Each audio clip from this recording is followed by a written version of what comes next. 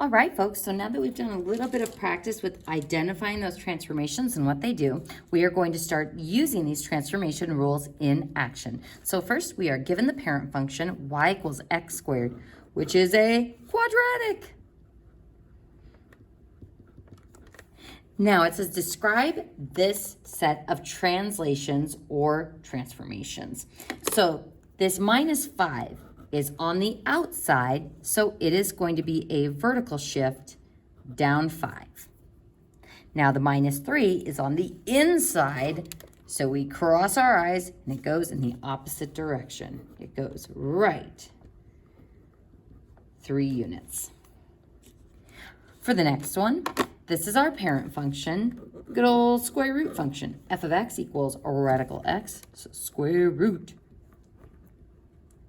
And it says write the function with a vertical shift up of 5 and a horizontal shift left of 17. So folks, when we are given the transformations and we want to write the equation, we have to consider the position relative to the function and what the sign of that number will be. Now, if we want to do a vertical shift up 5, that will be on the outside since it's vertical. And since we're going up 5, that'll be a plus 5 on the outside. Now for horizontal, that's going to be inside our function. Now if we want to go left 17, so to move in the opposite direction, we would actually use a number of positive 17 on the inside. So positive 17 on the inside, opposite direction of what you would think. So we move left 17. So now we want to put these items in the context of our parent function. So what does outside the radical look like? Well, and maybe we should actually start with the inside one. What does inside the radical look like? Well, inside the square root means under the square root function with the x. So that plus 17 is going to be inside my square root function with the x, whereas my outside transformation, the plus 5, will be outside the square root.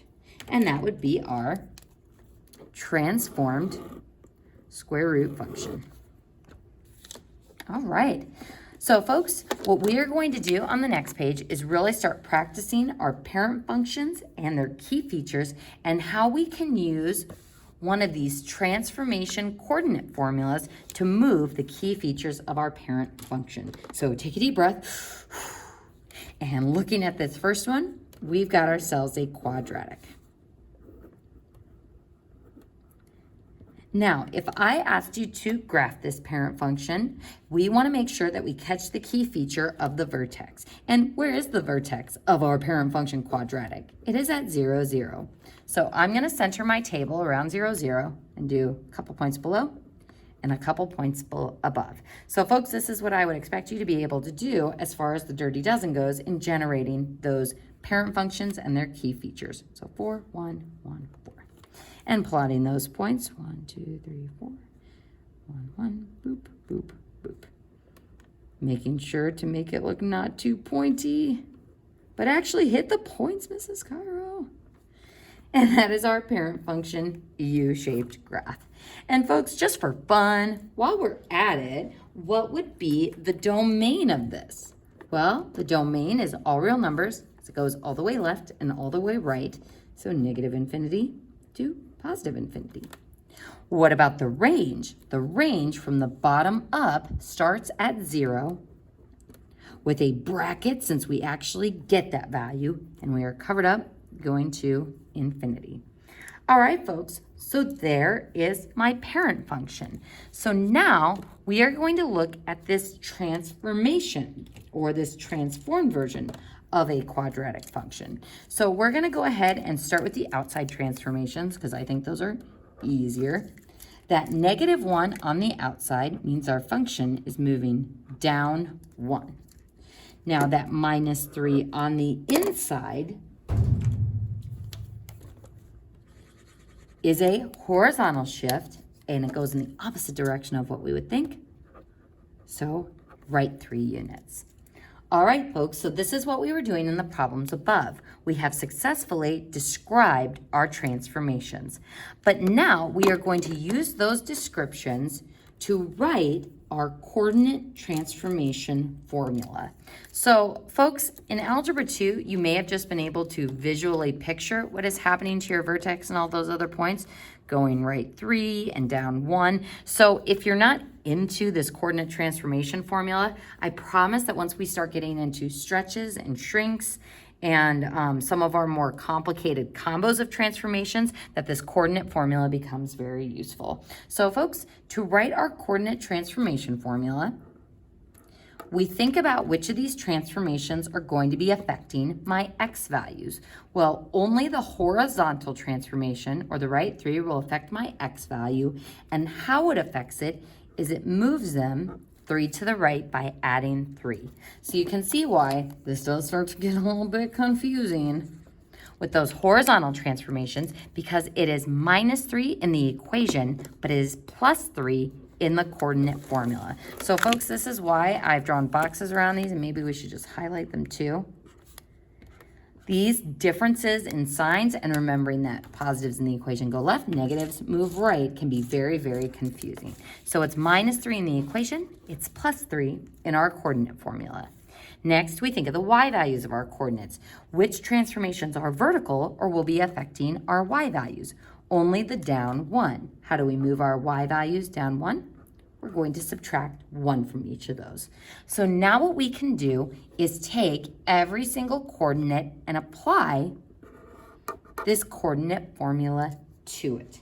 Now, I usually like to go through and do all the x values and then all the y values, but you can do point by point if you wish. So folks, let's go ahead and start with our x's. -2 plus 3 is 1. -1 plus 3 is 2. 0 plus 3 is 3. 1 plus 3 is 4. And 2 plus 3 is 5. Then transforming my y values. If I subtract 1 from all of those, 4 minus 1 is 3. 1 minus 1 is 0. 0 minus 1 is -1. 1 minus 1 is 0. And 4 minus 1 is 3.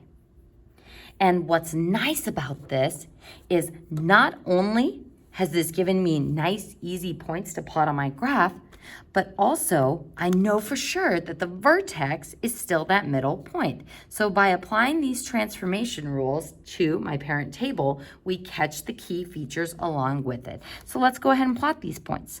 1, 3, 1, 2, 3, 2, 0, boink, 3, -1, 4, 0, and 5, 3. And ta-da!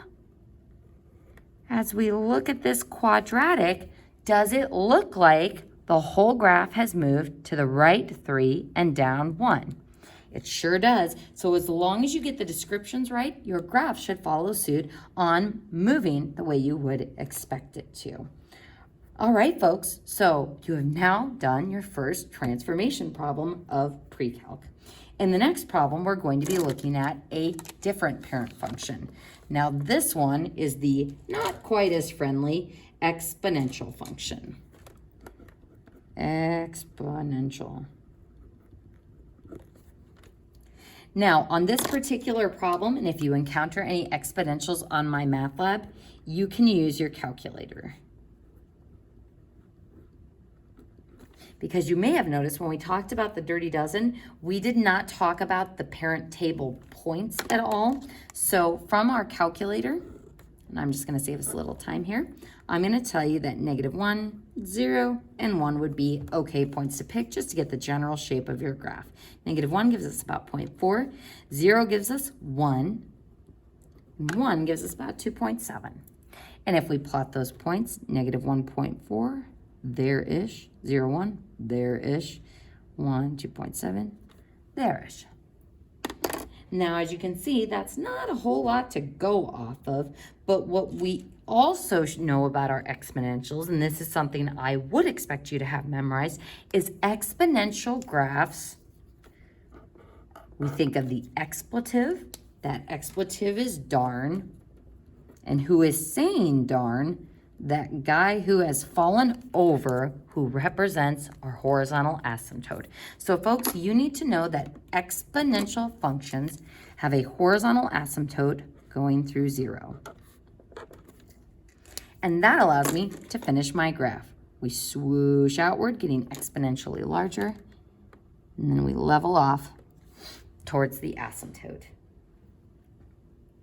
So my range for this one, where do my y values start? Well, they would start at 0, but since there's an asymptote there, the 0 is not included, and we start with the parentheses. So parentheses 0, and then we extend all the way up to infinity.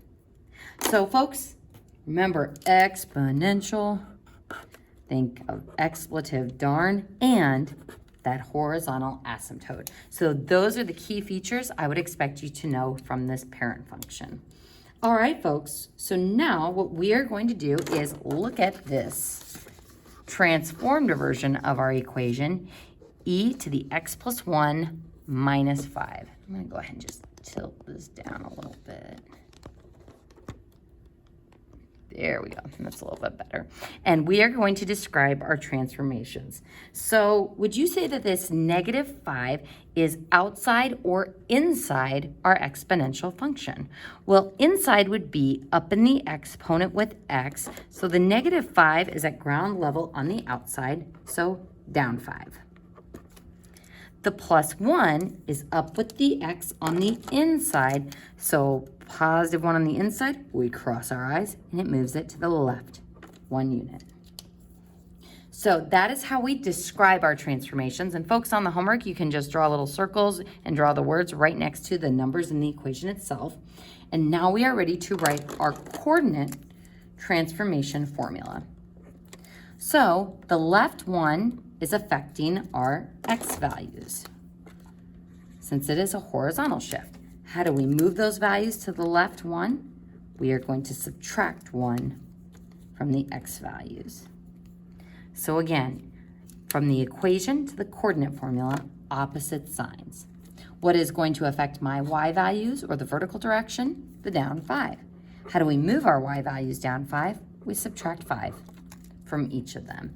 So now we can apply these coordinate transformation rules to our parent table. So if I subtract 1 from each of these, we get -2, -1, and 0. If I subtract 5 from each of these, -4.6, yuck, -4, and -2.3. And plotting those on my graph, -2, 1, 2, 3, 4, and a titch over halfway. Ooh. -1, -1, 2, 3, 4, and 0, -2.3. And does it look like I have taken this graph and moved it down 5 and left 1? Yep, it seems about right.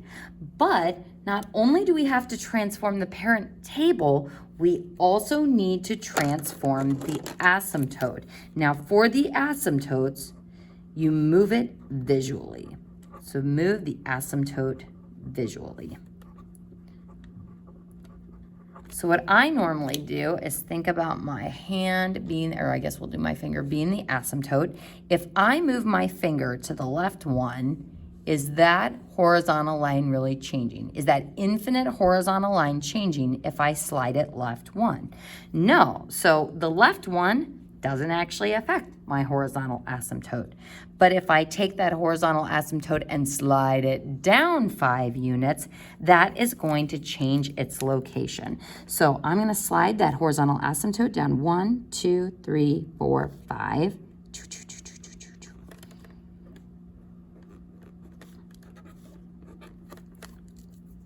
And that is how I visually move my asymptote. And now I can swoosh up and swoosh towards the asymptote for my exponential graph. All right, folks. So getting a feel for how our inside and outsides look for different functions and how our vertical and horizontal shifts look. On the next page, we're going to do more practice with some other types of functions: cubics, absolute values, and the rational or reciprocal function.